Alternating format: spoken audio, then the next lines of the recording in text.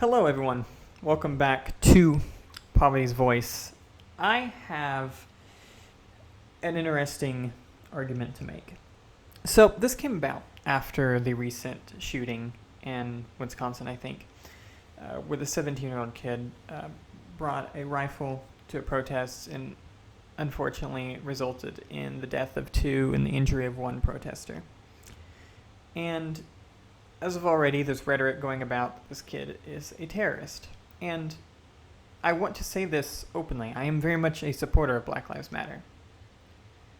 But I'm very careful about rhetoric, and I think rhetoric is dangerous. And really, we don't have a discussion at all when we focus on these points.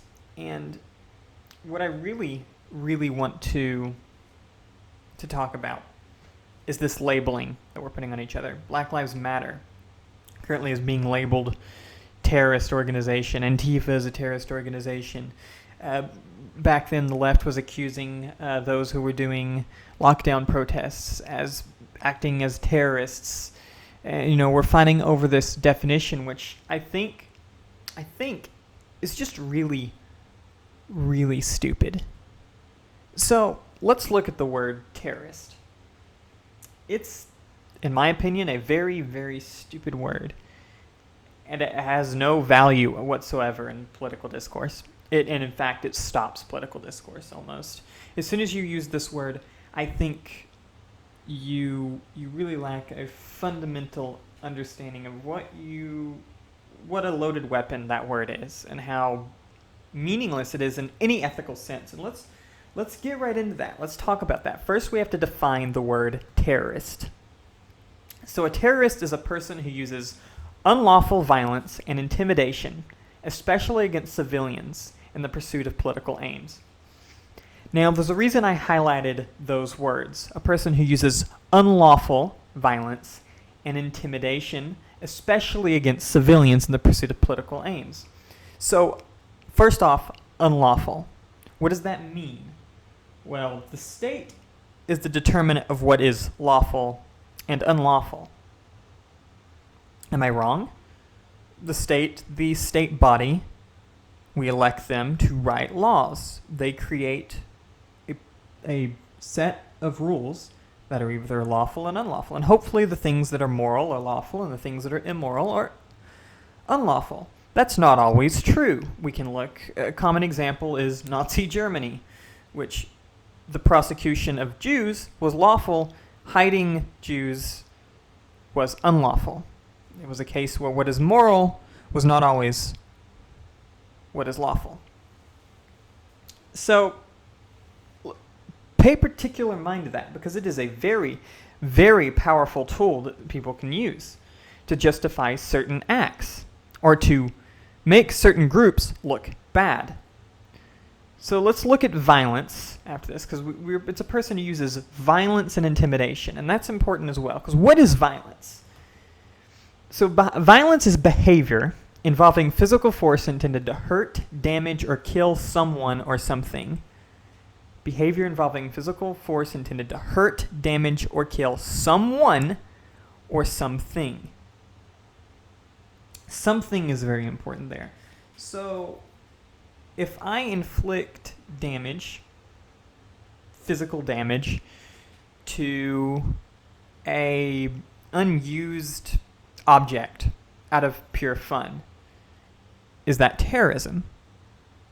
Is that violence? I guess you could say that. It might fit into that definition.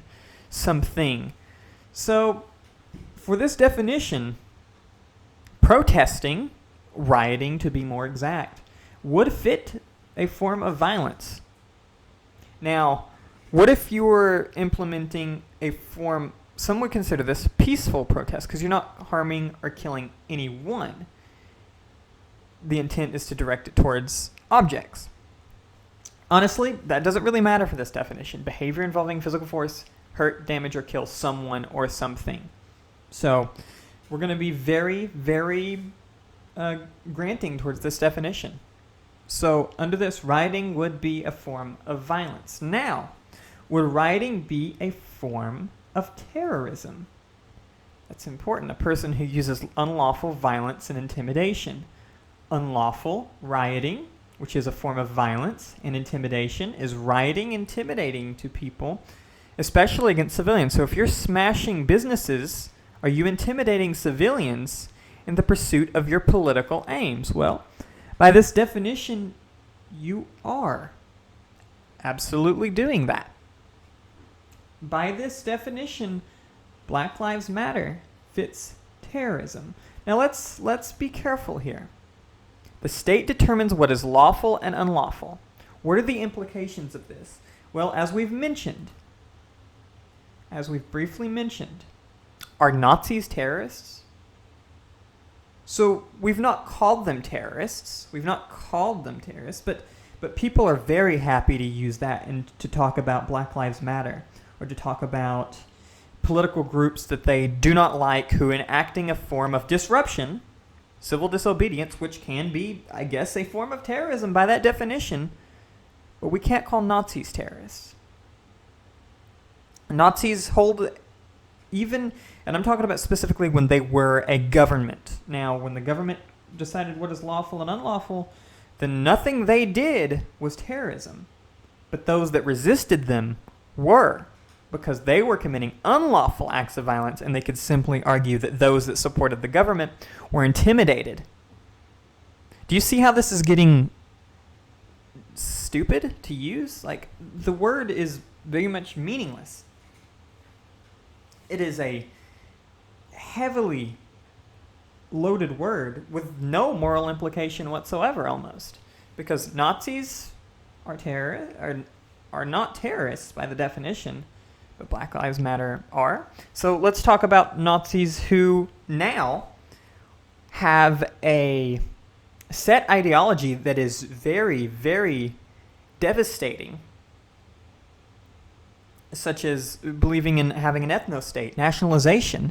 Even though they may not act upon anything, their message is very, very dark, and if they wish to implement their goal, ethically, it would be wrong. I think most people would agree. Now, if a civil rights protester is out damaging objects in the pursuit of political goal, their political ideology, in my opinion, I think for most, is a much tamer position.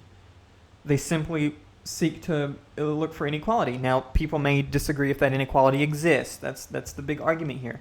But you could see how a Nazi is different from an ethical level than a protester, a civil rights protester. So let's look at this next slide. So who are terrorists? Of Al-Qaeda, I guess they would rightfully fit the definition of someone who uses unlawful violence, intimidation, especially against civilians. That point there, especially against civilians, which may or not be meaningful in the way you want to use it. You could simply argue that certain acts against property are against civilians, but they were actively killing people in the pursuit of political aims. Very clear definition. Taliban, I don't have much information on their other than some would argue they clearly fit the definition. The IRA, the car bombings, may also fit the definition. Can these be justified? Yes or no? I'm not arguing. Not arguing for anything here. What is just and unjust is not anything I'm arguing. American revolutionaries, they can fall into the definition. They were using unlawful violence because they were not they were fighting against a form of government, thus it was unlawful. And intimidation, especially against civilians. That's the one that is very hard the hardest to dictate, but it doesn't say that it has to be against civilians. It says especially against civilians. Violence against the state could argue that your violence against the state is harmful to civilians. It's a form of intimidation. And it was in the pursuit of political aims. Now, the civil rights movement, same thing. They rioted. They disrupted property. They did these things that would have very much classified, just like the right is using for Black Lives Matter, as forms of violence that was unlawful and intimidating to those that supported the policies against them. Was that terrorism? By the definition, you could fit it there. Lockdown protesters. Lockdown protesters are You could also fit that there. A person who uses unlawful violence. Here's the thing. Here's the thing with this and why lockdown protesters are different. They were carrying guns and they were on property of the state, but that was lawful. That was actually lawful. So it's actually harder to justify lockdown protesters. But you could say that they were spreading a virus that at the time during lockdowns was very much looked down upon. And in some places illegal to knowingly go out and against lockdowns. It was unlawful. They were intimidating, using firearms and weapons on state property, especially against civilians. Violence against the state and those who fear the virus could technically be an intimidating factor. I'm not arguing yes or no, but how so easy to fit things in this definition in the pursuit of political aims to end the lockdowns. Do you see how defining this? I put all of them there as terrorists.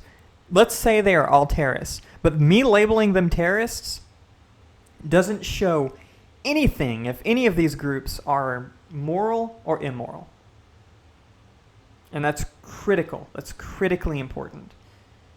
Because we have an affect, we have an emotion associated with the word terrorist. And if we want to use it for political brownie points, we can, although that is definitely wrong to do. So, why should we stop using the word terrorist? Because it means nothing. It's a garbage word. It is terrible to use in political discourse. It doesn't show that you have any ethical values whatsoever, that you promote any or the other. It just shows that you want some brownie points, and that because someone is a terrorist, that means they're inherently bad. Not the case. And not all forms of terrorism, as loose as that definition is equal to others. We don't just get to go around calling people terrorists because we don't like them. We should be arguing about the justification of forms of violence rather than the labels, so we can prosecute our political opponents. The reason individuals are trying to label others as terrorists is so that we can have a way to prosecute them. And it's unjust, it's unfair, that's also immoral. We should be arguing about the justification of those violence. Is it just or is it not? That's where the argument lies. And to use and to simply try to pull back to use this word, to put an affect with it, to say, if you're arguing, let's say I'm defending Black Lives Matter and someone says, but they're terrorists. Well, assumably that word has very incredible an affect to it, that there's an emotion associated with it, which is what affect means. There's an emotion there that I should say, oh yes, if they are terrorists and I can fit that definition, they must be bad. And then and if I say no, because they fit that definition, they can say I support terrorists. And that is very powerful political rhetoric. And it is very disgusting to use. It's very unfair and it's very immoral. So we should just do away with the word altogether. And that's my opinion. Thank you for listening. I hope you enjoyed. This was really, really interesting to put together, and it's something I wanted to get out because I think it's very, very important. So thank you. This is Poverty's Voice. Hope you next time. Also, if you disagree or you agree, please leave a comment. Please have some discourse here. Let's talk about this. This is important for me, and it's something I am on the left, quite on the left, far on the left politically, but I want to open up discourse with people on the right. Anyway, thank you. Hope to see you next time. And goodbye.